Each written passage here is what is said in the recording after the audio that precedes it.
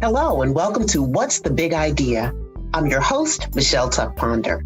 Today's episode is brought to you by Destination Imagination, commonly referred to as DI, the leading creative problem-solving experience for children. Through DI's innovative, project-based educational experiences, participants gain the skills that will set them up for success in careers like the one we're going to hear about today. Learn more about DI at destinationimagination.org. On today's episode, we are pleased to welcome Gail Bower. Gail is the president of Bower & Company Consulting. She's a professional consultant, writer, and speaker with more than 25 years experience in marketing and managing events and festivals across the United States. She is also the author of How to Jumpstart Your Sponsorship Strategy in Tough Times, a title that feels more relevant than ever, which is currently available on Amazon. Gail has also been an instructor at Temple University, a board member for the Frenick New Ballet, and a public relations writer. Now, full disclosure, folks, Destination Imagination is one of Gail's nonprofit clients, along with other notable mission-driven organizations like the Philadelphia Education Fund and the New Orleans Jazz and Heritage Festival. Joining us today from Philadelphia, Pennsylvania, please welcome Gail Bower. Hello, Gail. Hello, Michele. I'm delighted that you are willing to join us today. Thank you. I'm so glad to be here. I love talking about the 4 C's and creativity in general. Awesome. So I'd always like to start by asking you to tell us about yourself and your job. Great. So my job is filled with creativity and collaboration. As you noted in the introduction, I work with mission-driven businesses as a revenue strategist. So I help nonprofit organizations put more money in their missions, and I help businesses that have a social impact or environmental focus put more mission in their money. And so I help businesses and nonprofit organizations have a greater impact in a world where we have many more challenges and many ongoing challenges that have yet to be resolved, so that we can tackle these issues and bring about a fair and just world and relieve ourselves from climate change and other issues that we could be having. That is terrific. Would you call yourself sort of a matchmaker, or are you the kind of person that prepares organizations and corporations or helps them understand how to make a good match in terms of sponsorship and support? I'm the latter. I help my clients be prepared, have a good strategy. I bring more of a strategic approach to my work. So I help organizations understand strategically what opportunities they have for collaborating with sponsors or growing their organizations or better marketing their organizations, and build the capacity of staff members and help them think larger about their work and into the future about their work so they can do a better job moving in the direction that they want to move in. So I'm absolutely a collaborator. Well, that's great. You know, I've been in nonprofit work for over 20 years, and you're actually the first person I've met who's framed this kind of work in this way and who does what you do. And so can you tell me whether or not there was a particular moment or a mentor or an experience that inspired you to take the journey that led you to your current career? Well, I wish that I wish that my journey were an easy narrative. I've always really admired people who, from a young age had this singular vision about where they wanted to go. But I know that's not you've had all these diverse experiences in your career, which I admire, and my career has also been filled with, roller coaster ride of a journey. Very wonderful experiences that seem to come out of nowhere, many fraught moments of angst where I had no idea what I wanted to do, and really wonderful people that I've met along the way. But I would say a singular moment that led me in the direction it's not going to seem like a straight line, but I remember between my junior and senior years of high school, I took this 4-week summer arts program in Pennsylvania where you study a major and a minor area of interest. And at the time, I was taking piano lessons since, 6th grade or something. So I was, 11th and 12th grade. And I thought I wanted to score films. That just seemed like what I wanted to do. And so I took this program, and my major area was instrumental music, and my minor was creative writing. And what I learned through this program was a career in music making was not going to be my path. And I'm not putting myself down, but these other kids were so much better at playing music and mastering their instruments, and they were so much more interested in it. And that was not what I was interested. I realized that that's not my path. However, the creative writing part of it, I loved, and it was just great. And so I wished I had taken it in reverse, but I know that if I had, I wouldn't have had that big aha moment. So writing was always part of my career from the very beginning. I got through college and I was an English major, but I still didn't really know what I wanted to do. And eventually wanted to move into public relations. I literally went through the career services books. There were 2 tomes. This is pre-internet, 2 tomes. Believe me, I know. Yeah. Listing every job known to mankind. And I got through the first one, and I was starting to have my first little moment of angst that none of them sounded like me. So I thought, gosh, what if there's no career for me? Which was really silly. But then I got to public relations, and it involved writing and working with people and a lot of creativity. And I thought, boy, this sounds pretty interesting. And eventually that was my first job. I worked at an ad agency in both advertising and PR, and then did that for a couple of years, left and made a living as a freelance writer. So I had my own clients doing marketing and PR writing. At the same time, I sort of fell into getting involved with very large-scale music festivals, events like the Newport Jazz Festival and the Newport Folk Festival, the New Orleans Jazz and Heritage Festival, the Essence Music Festival. I worked on both of President Clinton's inaugurations. And by this point, even at the ad agency, I was writing, but also involved in many other forms of marketing, including corporate sponsorship. And so I worked on getting the sponsors for these events. And eventually, another moment of angst, like a little existential crisis, really, I became, I just wasn't challenged anymore with the festivals and really thought through where I wanted to go. And I did work with a career coach who really helped me. And then eventually a mentor in the form of another consultant who advised other consultants. His name was Alan Weiss. And he observed that I had a lot of expertise that would be really valuable to the nonprofit sector, which was always looking for ways of generating revenue and improving events, improving their marketing. And I noticed that the ways that they were collaborating with sponsors wasn't as bold as it could be. And that is what led me to the work that I do now. And now I'm in the process of also expanding to work with corporations and businesses that are really interested in having a positive social impact as well. So it's sort of this it is quite a journey as we as we discover when we are in our career long, but there is a through line, I guess. But what's interesting about your journey is that you kind of did end arounds. You started with music, and then you left music, but then you were sort of peripherally around music with the music festivals.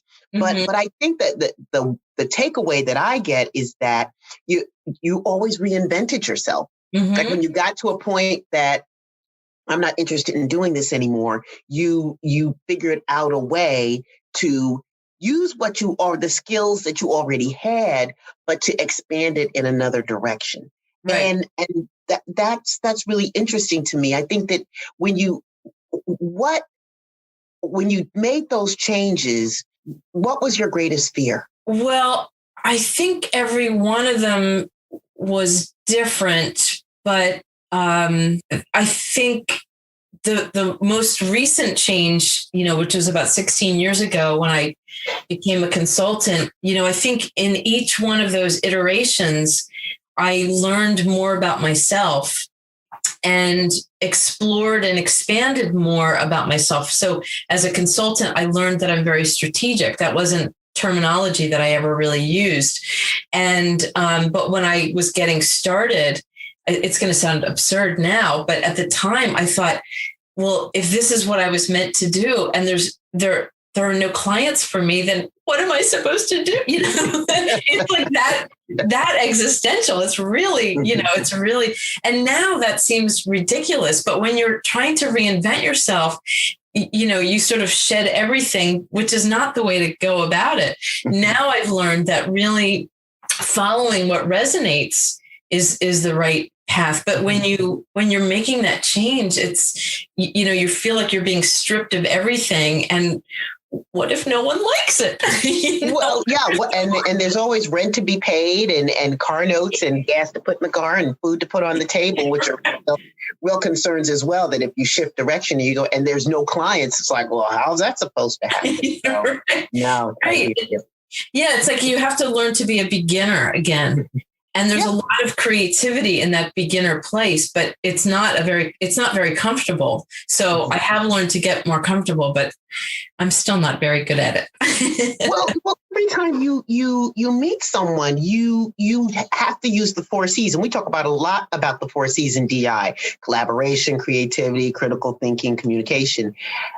How do you use them in your daily work, and where did you really hone those skills? I think, if you had asked me that question when I was in elementary school, I probably would have rolled my eyes, particularly about the word collaboration, because the word collaboration to me in elementary school meant a group project where there's always a slacker, and I always wound up doing the work. So collaboration didn't seem like a very friendly term to me, but when I worked at the ad agency, that really became a strong marker for how people work together. An advertising agency is a very creative place. Even the account executives, which is what I was, partly an account executive and partly a PR writer, even the account executives have to use all 4 of those skills and be able to communicate that quite clearly. So we have to work with our clients to really understand what they're trying to accomplish and translate that into how does that work in the world of marketing? How do we take what they're trying to accomplish and make that into a public relations campaign or into an advertising campaign? And then even more specifically, what sorts of media are we going to use? Is it a print ad, or are we making TV spots? And where are we going to run those TV spots? And of course, now there are so many choices of media with social media and digital media and so on. But at the time, we have to translate what our client is trying to accomplish and develop a strategy with the people that I'm working with internally, which were art directors and copywriters and the team of people that was buying the media, and turn this into a campaign that would actually get results for my client. And my clients were, businesses that had to do the same things you were just talking about. They had to pay mortgages and pay their staff members and so on and so forth. So I really learned, the critical thinking skills come into play when you have to translate your client's goals and turn that into something that my teammates, my collaborators at the ad agency can turn into a piece of marketing that's going to be effective. Wow, that sounds a lot like what a DI team does, but we're gonna continue with that conversation after we take a short break. Destination Imagination is busy behind the scenes planning an exciting new season of creativity, collaboration, STEAM learning, and a lot of fun for your kids. Your favorite young people can choose from one of 7 brand new in-person challenges now when you start a team. If you're ready to awaken creativity and ignite a love of learning in your child, join us today. To get started, visit us at destinationimagination.org/the big idea. I'm Michele Tuck-Ponder, and I'm here with my guest, Gail Bower, the president of Bower and Company Consulting Company out of Philadelphia. Gail and I were talking about the complexity of the job that she had at the advertising agency and how it required a lot of the 4 C's, communication, collaboration, critical thinking, and creativity in getting a final product together. But I think I'm gonna switch directions and talk a little bit about being self-employed or working independently, because I think that's really scary for a lot of people because basically you're an entrepreneur. Did you always know you wanted to work for yourself? And what kind of additional skills do you need when working as a consultant? I did not know that I wanted to work for myself. I had no idea. When I left the advertising agency, I left because I had a boss that wasn't a good fit for me. I'll just leave it at that. And I was looking around for other positions, and there just really weren't positions open with my level of skill, which was to say that the positions that were open required a lot more skill, 20 years experience, and I only had a couple. So I started meeting people who freelanced. And I decided to go out on my own and freelance as a writer. And at the time I was, 24. I didn't have a mortgage. I did have a rent payment, obviously. And I just thought, what the heck? I'll just try it, and see what happens. But I just needed to leave. And then I really loved it. I really loved working by myself, working for myself, and mostly working with all different kinds of clients. That's kind of what I loved at the ad agency. At the same time, I wound up working on these festivals. So I had these 2 things going at the same time, and then eventually left all of that behind and started the consulting practice. So as a consultant, I still enjoy working for myself and being able to work with clients that I love to work with, and not working with clients that aren't quite a good fit for me. So it really is a great fit for me. I really like it a lot. New skills that I had to learn, I had to really ramp up the skills that I already had. Writing is a huge piece of what I do all the time. So I had to expand my writing, but I also had to learn to be a speaker. And that sounds crazy that one has to learn to be a speaker, but being a public speaker is something that you need to develop a lot of skill. And even though I had business development skills from selling sponsorship, I had to hone those skills in a different way to be able to, sell my services to clients. And so I had to connect my marketing and business development in a way that I didn't really have to do as a freelance writer. So, so there were a lot of things that I had to learn. And then, of course, as I grew as a consultant, I shed things that I wasn't interested in. So, for example, I don't produce events or festivals anymore. And at the same time, I learned more about strategy and I became trained as a futurist at the University of Houston. And so I weave strategic foresight into my work with many of my clients, either directly or indirectly. Sometimes they don't even know, but I'm, filtering recommendations. A lot of people in our audience aren't going to know what a futurist is. Can you talk a little bit about that? Sure. So a futurist is actually not unlike a paleontologist. And what I mean by that is that a paleontologist studies what happened a long time ago. They take fossils and bones of dinosaurs, for example, and by carbon dating them and examining these fossil records, they're able to explore and make predictions about what these dinosaurs ate and where they lived and what their fur looked like or what their scales look like, why they had long necks or if they had long necks. So futurists do something very similar. We don't have physical evidence, of course, because the future hasn't happened, but we look at events and trends and issues coming up that we're starting to notice either as a weak or a strong signal. And we make not predictions, but we make foresight about that. if all of these trends, events, and issues happened, what might the baseline future be? Or if something does or doesn't happen, we have what's called the cone of plausibility. So the future could go this way or that way.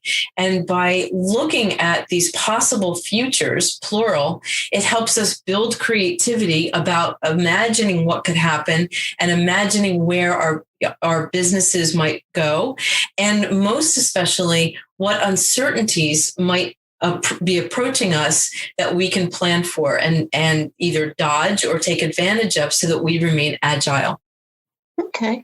Wow. So that's extremely helpful to organizations, because most of the time we're just trying to keep the lights on. And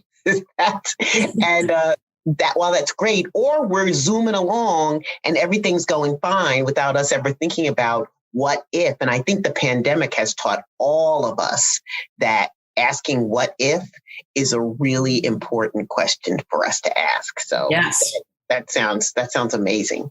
So we are wanted to include a new section of our interviewing and podcast broadcast, and it's called the Rapid Fire section. And so you're going to be asked 3 questions, and you just have to come out with the quickest answer you possibly can. So are you ready? I'm ready. All right. Yes or no? Will robots ultimately come for your job? No. Is social media the best or the worst? Worst.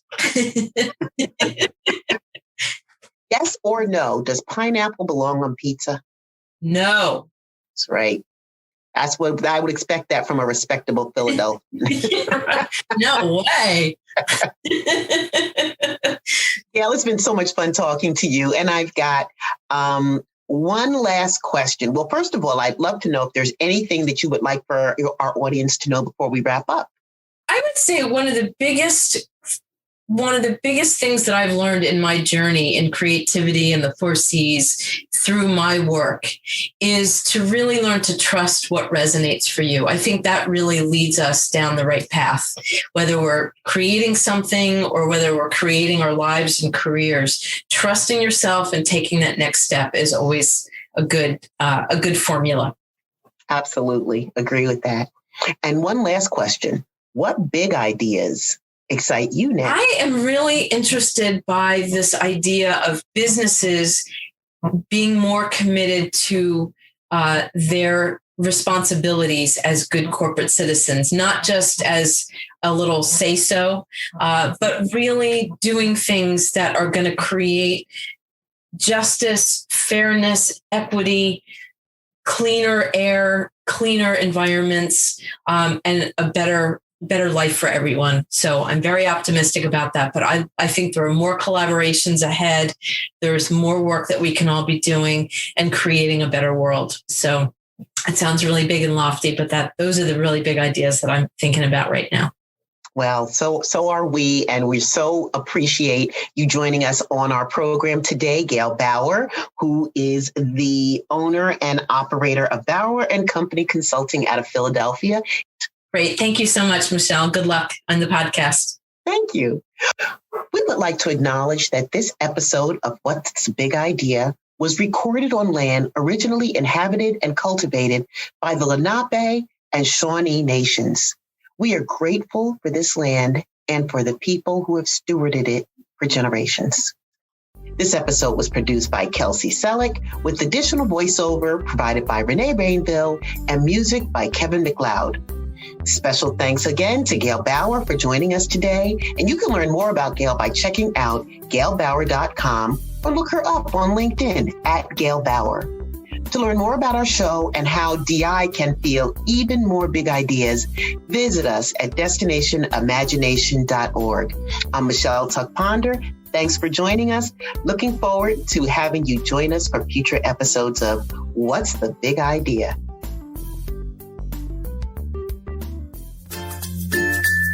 The U.S. Department of Labor estimates that 65% of today's students will be employed in jobs that have yet to be invented. We have no way of knowing what those jobs will entail, but we do know that the skills that will prepare them for success are the skills that they develop through Destination Imagination. Hi, I'm Johnny Wells, Director of Education for Destination Imagination. Before joining the staff, I was a team manager for over 40 teams. Being a team manager is still one of the most rewarding experiences for me as I watched hundreds of students thrive and grow. Destination Imagination, or DI, is an international project-based competition that reinforces the 4 C's: creativity, communication, collaboration, and critical thinking. You probably heard about those skills in today's episode, and DI is the place where kids like yours develop those skills for themselves. Students work together in small teams to create solutions to an open-ended challenge. DI's team challenges fall into one of 7 categories: scientific, technical, engineering, fine arts, improvisation, service learning, or, for the younger children, early learning. A DI team selects one of these 7 challenges and prepares a solution to present at a local tournament. Throughout the experience, students create projects, solve problems, build relationships, learn new concepts, and have a great time in the process. We're building the workforce of the future. Today's DI participants are tomorrow's innovators, problem solvers, and leaders. If that sounds like a good fit for you and the young people in your life, we'd love to have you join us. To get started today, visit destinationimagination.org/learn more.